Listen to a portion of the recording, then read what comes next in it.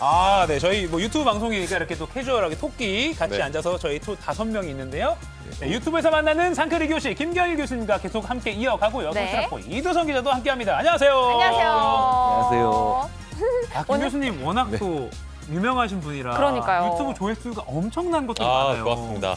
근데 좋았어요, 오늘 또 저희. 이렇게 아침 일찍 나오셔서 많은 분들이 또 댓글로도 막 엄청나게 반응을 보여주고 계신데 계속해서 상클 2교시 네. 질문도 많이 남겨주시면 저희가 바쁘시지만 질문 최대한 해서 답변 좀 얻어내겠습니다. 네, 좋아요. 오늘 인지심리학 도대체 뭐 하는 학문인지도 알아보고 내가 그런 사람이 아닌데 나도 모르는 내 마음과 내 행동 그땐 왜 그랬지? 또 그럴 땐 어떻게 해야 할지 그런 거 이야기를 많이 나눠볼 텐데요. 유튜브로 고민 평소에 했던 것들 또 질문들 많이 남겨주세요. 네, 그리고 상암도 클래스 인스타그램이 또 한 번 더 홍보를 해줘야 맞습니다. 됩니다. 골뱅이 JTBC_SANGCL입니다. 꼭 한번 들어오셔서 팔로우 해주시면 이도성 기자의 댄스도 많이 보실 수 있습니다. 네, 이거보다 그 인스타그램에 상암동 클래스를 검색하시면 바로 나오니까 맞아요. 그거 팔로우 해주시면 좋을 것 같아요. 그리고 지난 딱 한 달 전에 김경일 교수님 그때는 본 방송만 나오셨는데 그러고 나서 유튜브 반응이 뜨거웠는데 네. 그거 한번 좀 소개 좀 해주세요. 지난주 지난 방송 때 막 말씀 정말 잘하신다. 네. 사람의 심리에 대해서 딱 중요한 말을 이해되게 잘해주신다. 이런 댓글들이 되게 많이 올라왔어요. 네, 올라왔어요? 올라왔어요. 죄송해요. 그리고 이게 좀 저는 좀 이게 기분 나쁘실 수도 있는데 너무 정답이 없는 어려운 주제라서 사실 뻔한 말씀 하실 줄 알았는데 공감 가는 부분이 많다. 네. 이런 댓글도 있었어요. 사실 왜냐면 맞아요. 그때 지난번에 했던 게 인간관계 정리법이잖아요. 사실 이게 어떻게 보면 정답이 없는 문제일 수 있어서 그렇죠. 네. 어떤 분들은 기대를 안 했을 수 있어요. 또 약간 뭐 뻔한 말씀 하시는 거 아니야? 근데 그때 반응이 너무 좋아서 이대로 실천해야겠다라는 그런 댓글도 정말 많았습니다. 네, 맞아요. 네. 그러면은 우리 오늘 좀 더 이제 교수님이 다루시는 학문 그리고 어떤 그 전문 분야 있잖아요. 그거에 대해서 먼저 좀 여쭤보고 싶어요. 이도성 기자가 한번 네, 질문 저 주시죠. 궁금한 게 있습니다. 네. 그래서 인지심리학이 대체 뭡니까? 인지심리학. 명쾌하게 설명해 뭐 주십시오. 심리학은 알겠는데 네, 인지심리학은 인지심리학. 진짜 솔직히 몰라요. 보통 심리학하면 이제 상담 심리학을 가장 많이 떠올리시죠. 이제 뭐 좀 정신적으로 좀 힘든 분들 네네. 많이 얘기하잖아요. 인지심리학은 최초로 출발하는 것 자체가 사람처럼 생각하는 기계, 그러니까 인공지능 설계와 관련된 목적으로 시작된 학문이고요. 그런데 이제 그러다 보니까 조금 이공계적인 측면이 많고 데이터나 숫자를 많이 동원하는데 쉽게 말씀드리자면 이런 거예요. 우리 아이가 친구가 좀 적습니다. 그러면 대부분 당연히 맞는 말씀을 하시죠. 네. 자녀와 수평적으로 소통하시고 너무 권위적으로 대하지 마시고. 그럼 저희는 이제 이러고 있다가 사람이 그렇게 변하는 게 아닌데 인지심리학자들. 인지심리학적으로는. 사람이 쉽게 네. 변하지 않죠. 근데 당연히 중요한 일을 상담 심리학 하시는 분이 당연히 해주고 계신데 옆에서 저희는 이러고 있다가 그게 그렇게 쉬운 일은 아니지만 의미 있는 일이죠. 하지만 저희는 이렇게 얘기해요. 몇 층 사세요? 23층 사는데요. 그럼 10층 이하로 내려가세요. 오. 왜냐면 실제로 밑으로 내려갈수록 아이들의 친구가 많아져요. 데이터를 보면. 그래요? 왜냐하면 인간이 지난 30만 년 동안 고고도에 살아본 적이 없어요. 그러네요. 굉장히 네. 이건 낯선 지금. 그렇죠. 굉장히 낯선 환경이죠. 오. 그런데 재미있는 건 모든 고권력자들, 즉 회장님들은 고층에 살아요. 건물에서. 네. 회장님이나 사장님이나 대표님실이 건물 1층 로비에 있는 경우는 없잖아요. 그렇죠. 그러네요. 그러니까 되게 재미있는 게 30만 년 동안 고고도에 살지 않았던 인간이 지난 100년 동안은 권력감이 높은 사람, 아주 권력이 많은 사람이 고층에 살았어요. 그래서 고층에 사는 아이들은 사실은 저층에 사는 아이들 혹은 저층으로 내려가는 걸 그러니까 기본적으로 인간이 싫어해요. 네, 엘리베이터 타고 1, 2분만 더 쓰면 되는데. 근데 듣고 나니까 벌써 재밌어, 지금. 왜냐면 그 펜트하우스라는 드라마에서도 가장 높은 층에는 펜트하우스에 들어가기 그렇죠. 위한 네. 권력 경쟁이었잖아요. 더 중요한 건 1층에 해당하는 놀이터에 있는 친구들이 고층 사는 친구들한테 야 빨리 나와 이런 얘기를 또 오히려 잘 안 해요. 또. 그래요? 그렇겠네. 네. 그래서 1층이나 2층 사는 친구들이 대부분 핵인싸, 마당발이 많고 자기도 왜 그런지 모르더라고요. 골목대장. 네네. 되게 좋은 포인트네요. 오, 되게 친구들이 생각해보지 부르면 나가기 않았어요. 좋은 데 살고 있는 그런 집. 네.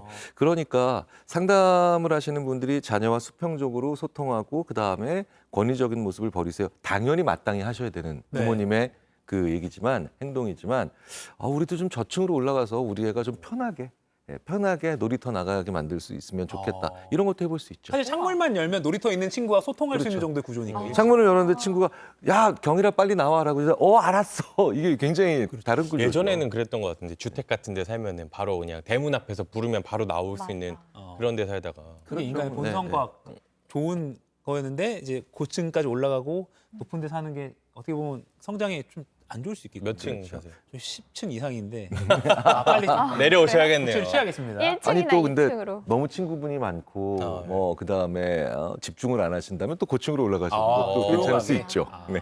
근데 이 말씀하신 것처럼 생활 곳곳에 사실 인지 심리학이 활용되는 곳이 많다고 들었어요. 저는 사실 전혀 몰랐기 때문에 네. 인지를 못하고 있거든요. 어떤 부분에 이렇게 예를 들면 우리가 이제 쓰는 이런 조명, 네. 그다음에 우리가 이제 타는 뭐 이런 수많은 사용하는 디바이스들, 장치들, 어. 뭐 이런 것들이 사실은 심리학자들이 특히 인지 심리학자들이 들어가서 하나씩 연구해서 그게 반영된 경우가 되게 많고요. 개발을 할 때요? 심지어는 왜 자동차 우리 주차하실 때 후진하면 네. 라디오 들으시거나 아니면은 네. 그다음에 이런 거 할 때 볼륨 줄여도 네. 맞아요. 왜 그러냐면 멀티태스킹 하지 말라는 거예요. 집중하라고. 네, 네. 아. 껌을 씹으면서 단어를 외우면 껌을 안 씹은 상태에서 단어를 외울 때보다 암기력이 20% 떨어져요. 떨어져요? 네. 왜요? 껌 씹으면서 멀티태스킹. 그러니까 그것도 멀티태스킹. 아. 네, 그런데 우리가 껌 씹을 때 정신 집중해야 되는 경우 없잖아요. 그거예요. 그런데도 이게 멀티태스킹 돼서 단어 수행, 그러니까 암기하는 게 떨어지거든요. 우와. 사람마다 다르지만 10% 20%씩 떨어지는 걸로 나와요. 어. 그럼 반대로 그런 사소한 조치, 뭐 첨단 장비, 카메라, 센서, 막 와이드, 뭐 이렇게 모니터링 다 해줄 수도 있겠지만 그냥 라디오나 통화하고 있는데 후진기어 딱 넣으면 볼륨이 한 절반으로 뚝 떨어져. 맞아요. 그럼 뇌가 집중해야 되겠구나. 네, 그런 거 느끼게 되죠.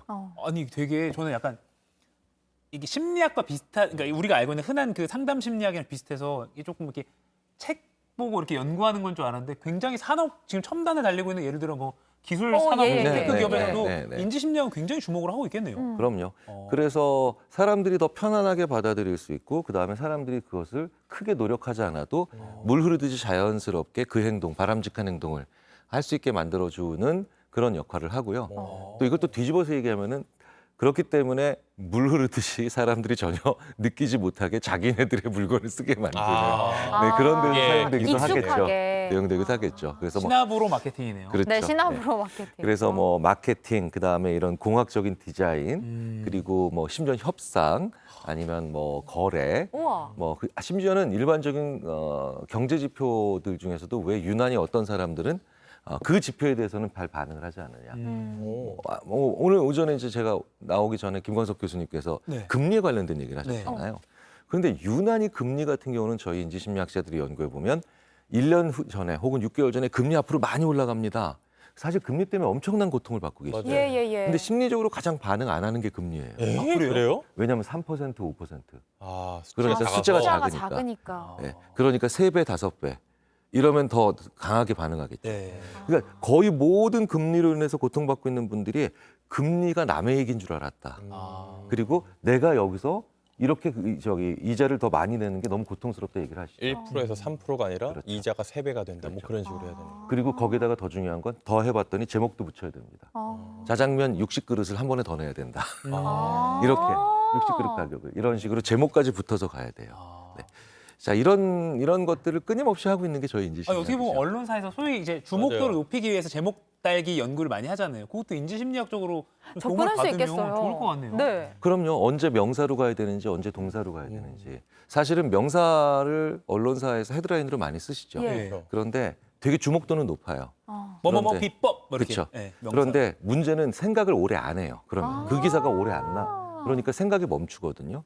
무슨 얘기냐면 김경일은 사람을 해쳤다, 죽였다라고 하면 동사죠. 네. 그러면 사람들이 왜 그랬을까라고 하면서 그걸 자꾸 보려고 해요. 그 그런데- 뒤에 서사를 그렇죠. 생각하는군요. 그런데 김경일은 살인자야라고 하면 나쁜 놈 하고 끝나요. 어. 느낌이 좀 다르죠. 그러니까 동사는 생각을 더하게 만드는 품사고 명사는 생각을 멈추게 만드는 건데 주목도는 명사가 높아요. 근데 중요한 건 여기서 생각이 멈춰보니까 뒷면을 안 봐요, 사람들이. 아. 근데 김경일은 사람을 죽였다라고 하면 되게 어려운 표현이고 좀 생각을 더하기 때문에 주목도는 떨어지지만 그랬을까? 뒷장도 본다고요. 뒷장도 본다고요. 지금 저희가 도시락 이슈의 키워드를 뭐뭐뭐 이렇게 맞아요. 명사로 주로 끝내잖아요. 이도순 기자. 이 국내 우리 이슈를 이제- 키워드로 뽑아서 소개를 하는데 키워드를 뽑을 때 동사를 넣어야겠네요. 서술형으로 넣어야 돼요. 그러네. 그렇죠. 뭐 예를 들어 불이 궁금하게. 꺼지지 않는 테슬라가 아니라 테슬라는 불이 꺼지지 않았다. 뭐 이런 식으로. 오. 그러면 일거에 사람들이 모이는 그런 주목도가 좀 떨어질 수는 있지만 네. 자꾸 거길 더 가요. 예. 그런 논문, 그런 책에. 저희가 그렇죠. 이제 한번 이런- 실행에 옮겨봐야겠어요. 이런 A/B 테스트 비법을 해볼까요? 이런 비법을 제가 또 하나 배웠어요. 알겠습니다. 근데 이렇게 말씀 듣다 보니까 진짜 우리 삶 전반에 지금 관련이 없는 데가 지금 없잖아요. 네. 하다못해 제가 지금 들고 있는 이런 것까지 여기에 기반해서 설계가 된다고 하니까 네. 약간 조정을 당하고 사는 건가 이런 느낌도 좀 들어요. 저는. 의지란 게 이렇게 약한가 싶어요. 그러니까 네, 네. 심리학자분들이 연구한 대로 우리가 그렇게 이끌려 가나요? 이끌려 의지가 가나요? 약하나요, 실제 인간의? 인간의 의지는 다른 어떤 동물의 의지보다도 강하지만 우리가 생각한 것보다는 훨씬 약하죠. 그래서 의지나 아니면 열정이나 아니면 그런 신념을 너무 원인 변인으로 놓지 않으셨으면 좋겠어요. 결과 변인이에요. 내가 이런 것들을 계속해서 잘 차곡차곡해서 좋은 습관을 만들어내면 그러면 열정이나 의지나 신념이 더 강해지죠. 그러니까 열정과 신념과 의지로만 뭘 한다라고 생각하시는 그 고정관념을 좀 깰 필요가 있는 게 금연을 의지만으로 한다? 절대 아닙니다. 지쳐 있을 때 담배는 이미 손에 물려 있어요. 네, 손에 들려 있고요. 그렇기 때문에 우리는 또 배고플 때 화를 내면 2배 이상 화를 내고요. 네, 잠 못 잔 맞아요. 상태에서 부부싸움 하면은 평생 혼날 말을 결국은 내뱉게 됩니다. 맞아요. 상처 주는 네, 네. 말. 그래서 의지나 신념이나 노력이 가치가 없다는 게 아니라 그것을 더 강하게 만들기 위해서 그리고 나를 더 움직이게 만들어준 요인을 사용하기 위해서 사전에 요인들을 잘 설계하는 게 더 중요하다는 거죠. 내가 어떤 목표를 이루기 위해서는 그 주변 설계를 좀 잘해놓는 게 좋다. 그래서 우와. 정확한 말씀을 하셨어요. 인지심리학을 그래서 상황설계의 심리학이다.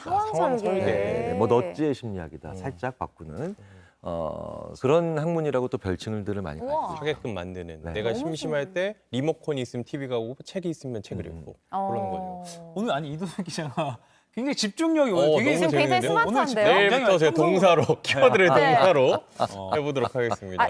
이제 댓글을 조금 네, 소개를 소개해 주시죠. 해드릴게요. 우선 정희연님께서 우연히 커피 한잔하며 TV를 켰습니다. 늘 15번 채널을 제일 먼저 보는데 김경일 교수님 보고 쭉 이어서 다시 유튜브 채널까지 왔습니다. 좋은 방송 앞으로도 쭉 잘 볼게요. 오. 교수님 덕분에 우리 상크리분이 한 분 더 늘었어요. 감사합니다. 그래서 감사합니다. 너무 지금, 감사했고 그 질문도 올라왔거든요. 교수님, 황재원님께서 같은 고민을 여러 번 하는 게 나쁜 건가요? 라고 물어보셨어요. 같은 고민을 여러 번 하는 거요. 이것도 이제 인지심리학 연구들을 좀 보면 같은 고민을 여러 번 하는 게 나쁘다기보다 이 질문을 약간 좀 분해를 해보면 우리가 어떤 고민을 많이 하느냐, 자주 하느냐라고 했을 때 중요한 걸 고민한다고 생각하지만 꽤 많은 경우에 그 고민이 머릿속에서 제일 잘 돌아가서 그 고민을 많이 하는 경우가 더 많아요. 네네. 그래서 제가 대학원생 3월 2일 날 입학하고 3월 2일 날 대학원생이 첫 이제 석사 1학기 시작할 때 저한테 와서 이제 미팅할 때 보면 제일 고민이 뭐니 요새 그러면은 저 교수님 2년 반 후에 제가 학위 받고 원하는 직장이나 원하는 진로를 개척할 수 있을까요? 제일 그 고민을 많이 해요. 예. 자주 하고 그럼 제가 이러죠. 네가 지금 고민해야 되는 건 다음 주에 발표다. 당장 너무 코앞에 너무 멀리 닥친. 갔다. 그때 인지심리학자가 아니라 너무 교수님으로서 그때 너무 교수님 아니에요? 한 달 후에 과제야. 이게 되게 재밌는 게 한 달 후에 과제나 일주일 후에 발표는 아직 안 해봤어요. 첫 학기니까. 그래서 그거를 할 시간에 계속 상상을 하는 거죠. 머릿속에서 제일 잘 떠오르는 걸 고민하는 경우가 많거든요. 그래서 그래서 왜 3천만 불짜리 투자는 그 기업에서 5분의 회의가 끝났는데 결정 회의가 네. 자기 그 회사 앞에 자전거 주차대 어디다 만들까를 임원들이 막 3시간 동안 회의하고 이런 경우 많거든요. 저도 차 살 때는 확 어떻게 했는데 그렇죠. 막 무슨 뭐 예를 들어서 뭐 커피 쿠폰을 뭐 살지 이런 건 막 계속 확인하게 되고 그럴 때 있거든요. 그러니까 작은 걸 아끼는 건 뭐 의미가 없다 이런 뜻이 아니라 우리가 작고 구체적인 것들을 주로 많이 고민하거든요. 네. 자주. 그러면 중요한 고민도 구체적으로 해야 돼요. 중요한 고민도. 그럼 여기서 다시 또 나오죠. 뭐가 구체적입니까? 잘라내서 쪼개야 구체적인 거죠. 그러니까 내가 진로를 선택한다, 직업을 선택한다라고 했을 때 면접은 그러면 예를 들어서 원서는 혹은 그 직업의 자기소개서는? 그 직업의 자기소개서는 그러니까 뭔가를 준비할 때 그다음에 첫 번째로 만나야 될 사람은 그 직업에 대한 내가 판단을 하기 위해서 그러면 전혀 다른 가중값을 가지게 돼요. 우와. 그래서 종이가 우리가 항상 종이에다가 내가 무슨 고민을 하든 그 고민을 제일 중요한 거 그래서 써야 돼요. 쓰면 몇 가지 중요한 효과가 있습니다. 첫째, 느려져요. 그거 생각하는 네. 시간이 길어지는군요. 그렇죠. 왜 우리 기자분들께서 막 타이핑하시잖아요. 네. 타이핑하시면 제가 가끔 이렇습니다. 저는 이제 언론의 취재의 어떤 그런 룰은 잘 모르지만 같은 언론사에서 나온 두 분이 똑같이 타이핑하고 있으면 이건 아니라고 봐요. 왜냐? 그건 두 분 다 빠른 거거든요, 생각이. 한 분은 펜으로 써야 돼요. 네. 같은 수업 내용을 두 명의 학생이 키보드로 하고 있으면 두 명 다 그 수업의 디테일을 안 놓쳐요. 그런데 한 명은 키보드, 그러니까 노트북으로 랩탑으로 정리하고 있고 한 명은 그냥 펜으로. 일부러 저희가 큰 펜, 막 붓글씨 같은 붓, 막 이런 거 느리게 하려고. 느리게 쓰려고. 그러면 그 학생은 디테일은 다 놓치지만 핵심 세계가 뭔지를 확실히 깨닫고. 우와. 네, 느리니까. 그래서 쓰는 게 진짜 중요해요. 고민이 많을 때는 내 고민을 쓰는 거예요. 그러면 느려지죠. 느려지는 것 자체로 내가 그러니까 마음이 기본적으로 덜 힘들어지고요. 중요한 건 쓴다라고 하는 건 쓰다가 지우고 쓰다가 어떤 건 남겨요. 뭐냐면 우선순위를 내가 알게 돼요. 네, 쓰셔야 돼요. 그런데 그 고민을 쓰는 걸 우리가 전통적으로 우리 인류가 해왔던 게 바로 뭐냐? 일기죠. 일기. 그래서 일기가 굉장히 심리적인 효과가 좋아요. 오. 네네. 단순하면서도 어떻게 보면 좀 실천을 하면 진짜 효과가 확 크게 네, 들어오는 네. 게 일기군요. 네. 여기서 중요한 건 나한테 맞는 스타일의 일기를 쓴다. 이런 게 되게 중요한 거죠. 나한테 맞는 일기. 제가 굉장히 좀 안타까운 게 우리나라는 초등학교 때 너무 일기를 강제로 써가지고 맞아요. 네, 그렇죠. 그림도 그려놔야 되잖아요. 네, 네. 맞아요. 그래서 저처럼 이제 미술 능력이 거의 전무한 사람은 네, 정말 너무 그림이 고통스러운. 네, 그래서 힘드셨군요. 네, 원시동굴을 보는 것 같다 막 이런 얘기를 한 선생님도 있었는데 얼마 너무 전에 그림이- 보니까 그 가수 RM, BTS 네. RM 씨나 가수 아이유 씨가 이제 일기를 쓰는 건 공개를 하더라고요. 음. 되게 문학적으로 글을 잘 썼는데 거기 댓글이 저 사람들은 저렇게 일기 잘 쓰는데 내 일기를 보면 확진자 동선인 것 같아요. 뭐 했는지만 쭉 쓰는 네, 일기 네, 쓰고 네, 있는. 아니 근데 네, 교수님의 말씀에는 그 스타일이면 그 스타일. 본인 스타일이라면. 네, 네. 저는 아침에 써요. 아, 어. 짧게. 그냥 어제 있었던 거, 어제 좋았던 거 나빴던 전날 거. 거를. 네, 그것도 네. 방법이. 보통은 네, 네. 저녁에 하루를 마무리하면서 써야 마무리하면서. 된다는 생각이 뭐 제가 있어요. 일기를 뭐 소설가처럼 쓸 것도 아니고 그래서 저는 아침에 쓰죠. 그러니까 분량이 그런 게 짧아질 수 있죠. 그러니까 일기를 한번 딱 쓰면 너무 밤에 쓴다는 고정관념을 가지면 일기 한번 쓰면 무슨 정말 거대한 문장과 무슨 문학 작품 같은 걸 한 3페이지 쓰고 지쳐서 다음날 또 그걸 못 해요. 네. 네. 또 막 글씨도 예쁘게 써야 될 것 그렇죠. 같고. 네. 막 책상 정리하고 조명 켜고 차 한 잔 놓고 네. 그게 아니라 그렇죠. 물론 그런 일기도 좋겠지만 저도 가끔 씁니다. 근데 1년에 5번 이상을 못 쓰겠더라고요. 저는 아침에 일기를 그러니까 그 전날 있었던 거 내가 꼭 가져가야 될 거, 생각해야 될 거, 그다음에 좀 안 좋았던 거, 좋았던 거 이런 거. 뭐 누구랑 함께 맛있는 거 먹었다 뭐 이런 거. 이런 거를 짧게 한 3, 4분 정도 뭐 그게 이동할 때든 뭐 해서 씁니다. 그럼 일주일에 한 6번, 5번, 6번은 쓰게 돼요. 근데 그 기록들이 바로 아까 말씀 확진자 동선 같은 네. 그 기록을 사실은 우리는 확진자 동선이라고 표현하지만 그런 게 로그예요, 로그. 로그. 네. 근데 로그화된 일기를 쓰는 사람들이 꽤 많고요. 그 로그는 많이 하나하나씩은 정말 건조하고 별 볼 일 없지만 쭉 1, 2년치를 놓고 보면 내가 어떤 사람이란 거에 대한 가장 확실한 데이터. 오. 심지어는 내가 몇 시에 자야 가장 괜찮은지도 알 수 있겠다. 우와. 통계가 그렇죠? 나오겠죠. 네, 네. 내가 비 오는 날은 주로 누구랑 뭐 먹어야 제일 하루를 행복하게 보내는가도 거기서 즐거웠는지. 나오는 거죠. 예. 분량이 적은 대신 날짜가 많으니까 로그처럼 돼 있으니까. 사실은 구글 같은 회사는 그렇게 우리한테 글라스를 씌우든 어떻게든 스마트폰을 쓰게 하면서도 우리한테 그렇게 얻고 싶어하는 게 우리의 일기가 아니라 우리가 일상적으로 얘기했던 그런 거대한 문장이 아니라 로그잖아요. 네. 로그 정보 잡자고. 근데 내 로그를 내가 확실하게 몇 년 동안 그렇게 기록한다.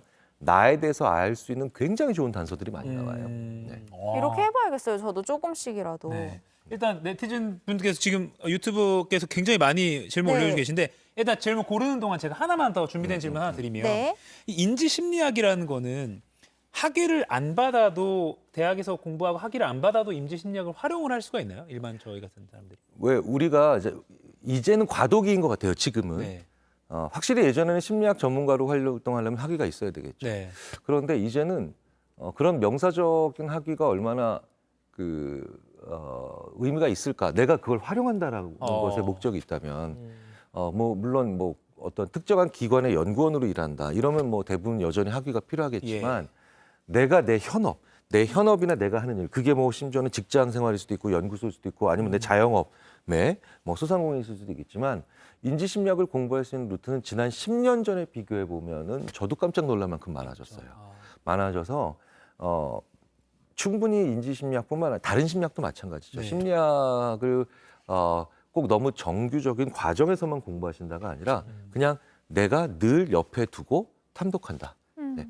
개발자들 있잖아요. 네. 개발자들, 그 프로그램들. 네, 네. 굉장히 많은 개발자들이 아카데미가 아닌 자기네들끼리 그냥 맞아요. 연습하면서 글럽 만들고 구글에서 그룹 많이 만들고. 찾더라고요. 그렇죠. 네. 네. 그 드론 전문가들도 그런 사람들 되게 많아요. 실전 경험이. 그렇죠, 그렇죠. 네. 그러면서 근데 좀 내가 지금까지 공부한 내용들이 너무 파편화돼 있고 안 묶여 있다. 좀 구조화를 하고 싶다. 그럴 때 이제 저희 같은 사람으로 오히려 한테 조금씩 도움을 받아보시면 되는 거고. 그래서 너무 그렇게 학위 집착하지 않거나 아니면 너무 학위가 있어야 된다라고 그렇게 고정관념을 안 가지셨으면 좋겠어요. 저 같은 경우 지금 너무 확 관심이 생겨가지고 뭐 공부까지는 아니더라도 그냥 뭐라도 보고 싶다라고 책도 많이 나와 생각이 드는데 혹시 뭐 저 같은 사람들한테 좀 추천해보고 싶은 뭐 책이나 뭐 어떤 자료 같은 게 있을까요? 일단 김 교수님 책 굉장히 많이 시중에 나와 있습니다. 여기 김 제외하고도. 교수님 책 다 보셨다는 제외하고도. 분들 아, 그래요? 아주 많았어요. 뭐라고요? 아까 김 교수님 책을 다 읽었다는 지금 교수님 영상 매일 찾아보고 삽니다. 아침부터 좋아하는 사람을 보다니 제가 운이 좋네요부터 해가지고 우리 교수님 팬분들이 아주 많아요. 저는 인지심리학 책 중에서 제가 제 책 말고 네, 추천해드리자면 그건 기본서고 그다음에 심화서로. 네. 네. 김민식 교수님의 딱딱한 심리학이라고 있어요. 우와. 딱딱한 심리학. 네, 그 제가 책 제목을 어떻게 이렇게 지으셨을까라고 네. 생각하면서 그렇지라고 했는데 인지심리학자처럼 생각하기 그걸 위해서는 참 괜찮은 책이에요. 딱딱한 우와. 심리학. 네. 그 책을 꼭 한번 읽으셨으면 좋을 것 같고요. 네. 네. 그다음에 이제 인지심리학에서 조금 더 사회심리학이 옆에 있는데 좀 더 이제 사회적인 변수들을 만나는 그런데 그 인지심리학 정통 인지심리학은 아니지만 그런 사회적 문제와 잘 연결해 놓은 초전설득이라는 책이 있어요. 초전설득. 이게 이제 갑자기 초전박살처럼 느껴질지 모르겠는데 영어로는 프리슈에이션이에요. 그러니까 펄슈에이드가 설득하다죠. 네. 근데 프리가 붙으면 그 전에 이미 네. 전설적인 심리학자죠. 사회인지 심리학자인데 사회 심리학, 인지 심리학 다 같이 기량을 갖추고 있는 로버트 치알딘이라고 있습니다. 설득의 심리학, 뭐 전설적인 책인데요. 예. 우리나라에서도 뭐 수백만 부가 맞아요. 팔린 책인데 그 책 다음 책인데요. 다음 책인데 이 로버트 치알디니가 인지 심리학을 좀 더 잘 공부해서 설득은 그 전에 이미 상황의 세팅으로 상당 부분 결정난다. 상황을 상당 어떻게 부분 세팅하느냐에 결정난다. 따라서. 뭐 정말 뭐 하나만 제가 소개를 해드리자면 인터넷 쇼핑몰에서 소파를 파는데 어느 날은 비싼 소파가 주로 팔리더래요. 예. 푹신한 어떤 날은 그런데 좀 딱딱하더라도 저렴한 소파가 주로 팔리더래요. 온라인 쇼핑몰에서. 근데그 이유가 뭔가를 봤더니 비싸지만 푹신한 소파가 많이 팔린 날은 뒤에 배경화면이 구름이었대요. 구름. 그러니까 구름을 떠올리면서 그래 저렇게 푹신하고 안락한 소파가 필요하겠지. 좀 비싸면 어때?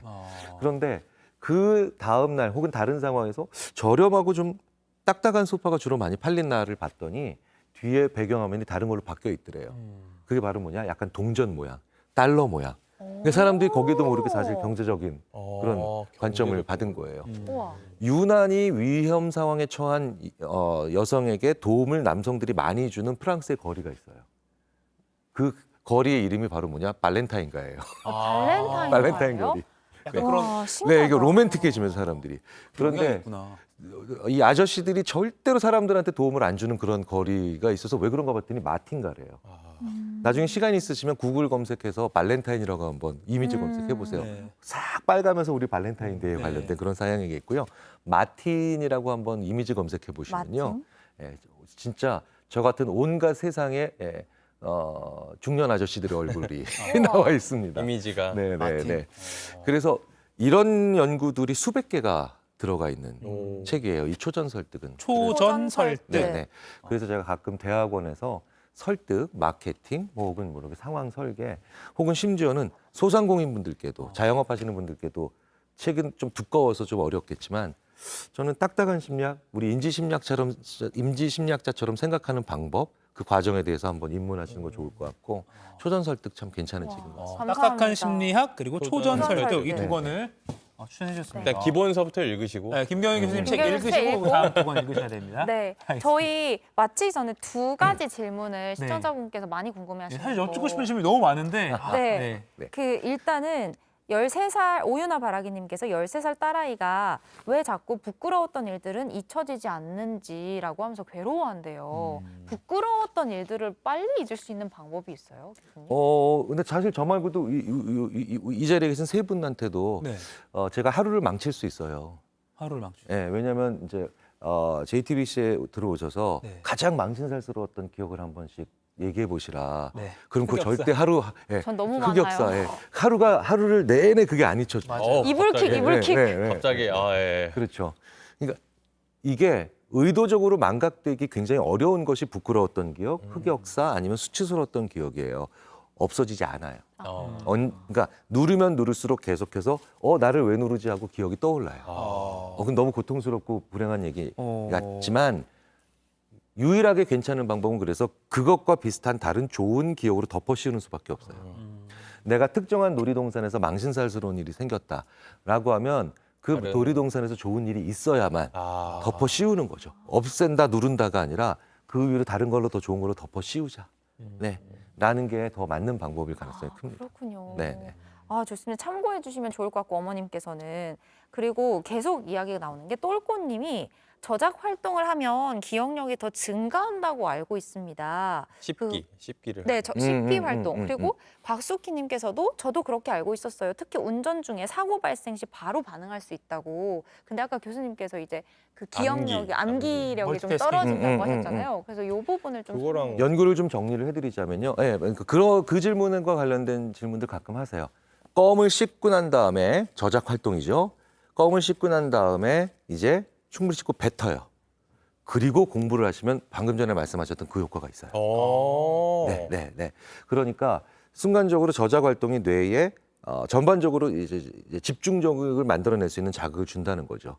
하지만 그거는 멀티태스킹이 아니라 말씀하신 게 스위칭한 거예요. 그렇죠. 과제를 스위칭한 거죠. 네. 저작 활동했던 그 그렇죠. 집중력을 여기로 옮기는 그렇죠. 거.